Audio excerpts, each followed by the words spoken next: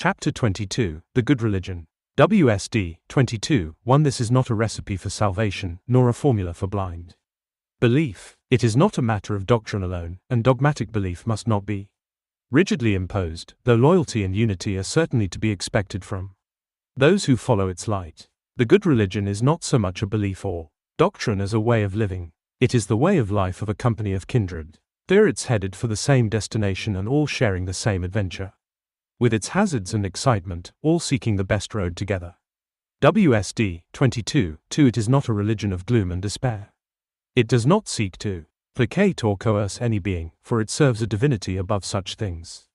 It is not a religion reveling in servility and meekness. Instead, it seeks to reveal the greatness of man. It is a religion of joy and hope, of high ideals and aspirations. It adheres to the highest principles of truth, justice and goodness. It aspires to the greatest good for all mankind and believes in the sanctity of life, love and family. It hallows hearth and home. WSD 22:3 It is a practical religion teaching the doctrine of evolving betterment. It establishes a standard for men to live by, which will make them better men and permit them to live in peace and harmony with others.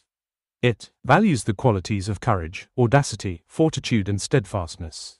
It upholds the virtues of modesty, patience, purity and gentleness. It is not a religion of undue restraint or narrow dogma, and it does not believe in the futile mortification of the body. It takes full regard of man as a twofold being, and maintains the dignity of the mortal as well as the spiritual body. It makes no empty promises of salvation or redemption and is not founded upon a system of indulgences, rewards or promises. It expounds the principles of personal responsibility, obligation and effort. Its prime objectives are to the carrying out of the divine design and the service of mankind. It is a religion to be lived by and not just believed in. It demands to be expressed in deeds, and not in words, in beneficial action and not in blind conformity. It is more interested in bringing out the hidden good than in outward display and pomp. The good religion concerns itself with whatever is necessary for the unfolding of the Spirit, and its aim is to spur man upward to divinity.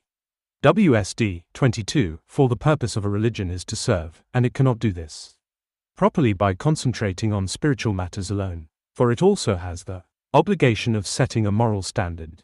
A worthwhile religion cannot permit itself to be shut out from everyday life. If it does so, it is undeserving of its status. It must concern itself with the way men live, with the conduct of their daily affairs, with their relationship with one another. WSD 22:5 Religion is man's response to his existence in earthly conditions and the answer to the challenge of his environment. Therefore, it is in religion that he finds the most satisfactory outlet for his feelings and the best way of expressing his inner yearning. The soundless, insistent voice of the divine calls out to man from the depths of his being, and that which guides and directs him towards it is called religion.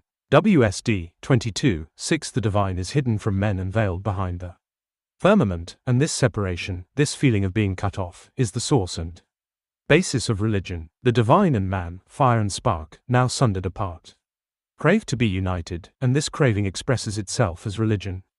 WSD 22:7 Man, the person, is like a lamb separated from its mother, the source of its life, and lost in the mountain mists. He is a lonely creature, pulled and pushed around by urges and desires, dragged onward by the remorseless cords of time, heavily burdened with fragile mortality and always haunted by the accompanying phantoms of decay and change. His only encouragement is the light of divinity just dimly glimpsed in the distance, and his only consolation and comfort is religion.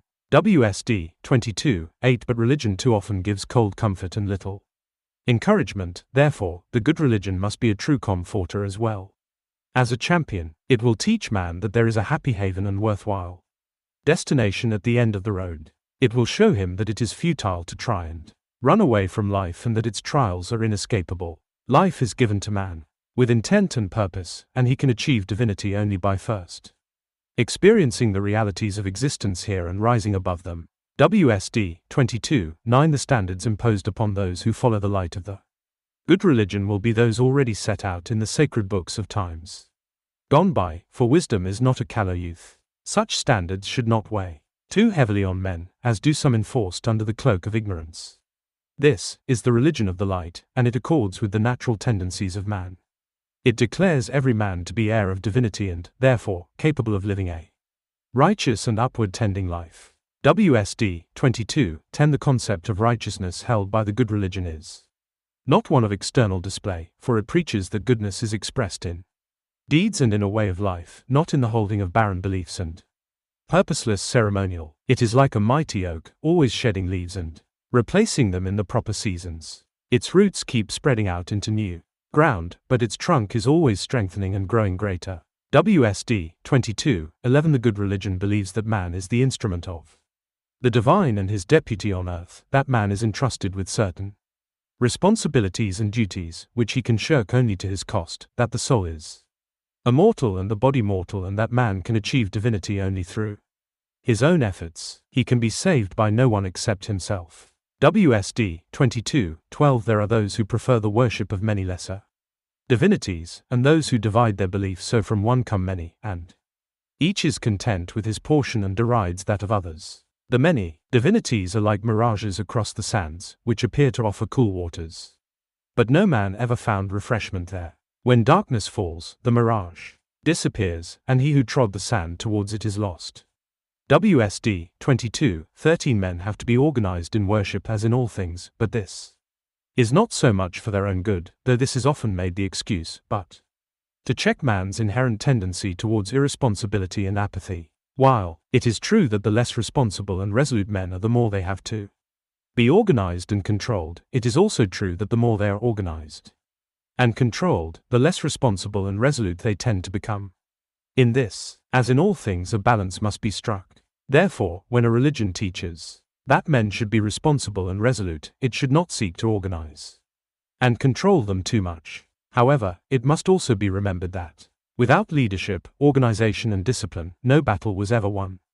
WSD 22:14 The good religion must do more than produce good men. The popular religions within the confines of civilization already produce good men, but they do not produce divinely inspired men or men who rise even above goodness. WSD 22:15 The good religion will not accept the doctrine now preached that the man who suffers is one who has done wrong or offended some divinity. Instead, it will declare that the man who suffers is undergoing one of the inescapable tests of life and may be one chosen for higher service. However, it should acknowledge that this should not lead to suffering being accepted passively. Not only must suffering be struggled against, but every effort must be made by others to help the sufferer. The trials and tests of life are not things to be endured with passive patience, they are challenges to be met and overcome. WSD 22:16 The good religion must establish a tradition of service, which it can hand down from one generation to another. It must also establish base within a compatible body of people, from which it can be propagated, not only by preaching and teaching but also, more important, by example.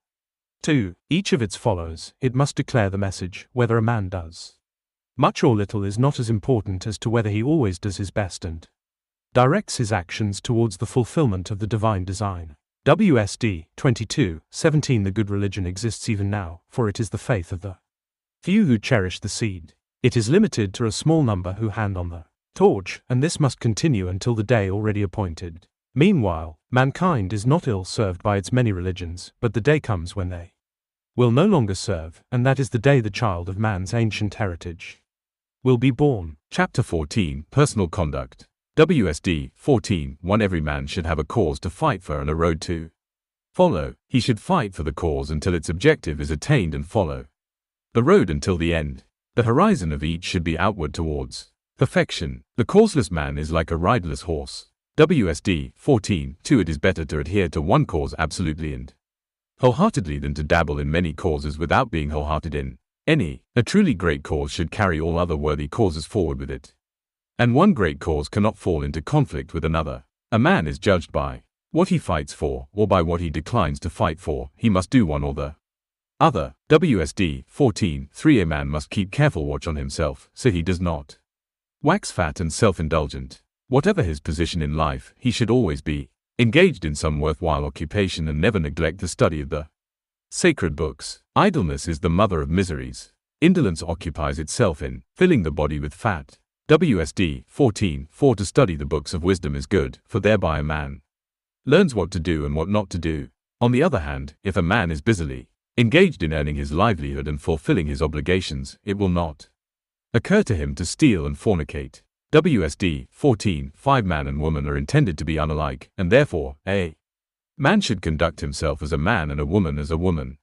They were made to serve differently, their separate purposes should not become confused. A mannish woman cannot inspire men or serve the cause of womankind. If she serves mankind, it is in a capacity below that of other women. WSD 14:6 Do not disgrace a man before others or hold any man up to ridicule. The books of wisdom say that the only person a man will disgrace before others is his bitterest enemy. Mockery of another discloses the mocker's own weakness of character. WSD 14:7 Do not be immovable in your ways or set in your circumstances. Be like the reed, which bows with the wind and bends all the way, but always springs up again. Always be alert and ready for whatever may come your way, and above all, do not expect life to deal kindly with you. Always, do not envy those who have more than you, but turn your eyes towards those less fortunate. WSD 14:8 Do not be complacent about your personal attainments, for no one can say truthfully that he has purged his spirit of all disfiguring stains and is now perfect. No matter how perfect a man may appear to himself in any respect, there is still a greater perfection attainable, and that is the goal. The limits of earthly perfection remain unmarked. WSD 14:9 Cleanliness in all things is essential. If you would not put filth in your mouth, why put it in your mind? No one allows garbage at the eating table, yet many gladly overload their minds with it. These are weaknesses of character which have to be eliminated. Through long ages it has been known that a foul tongue expresses the language of weakness, and filthy jokes are the consolation of slaves. The nation sinking into the mire is comforted by the knowledge of its affinity to filth. WSD 14:10 The man who boasts about his prowess as a fornicator does so to hide the secret knowledge of his own inadequacy. His foolish boasting is the source of his satisfaction and indicates the limit of his achievements. Let the man of weak character and weak of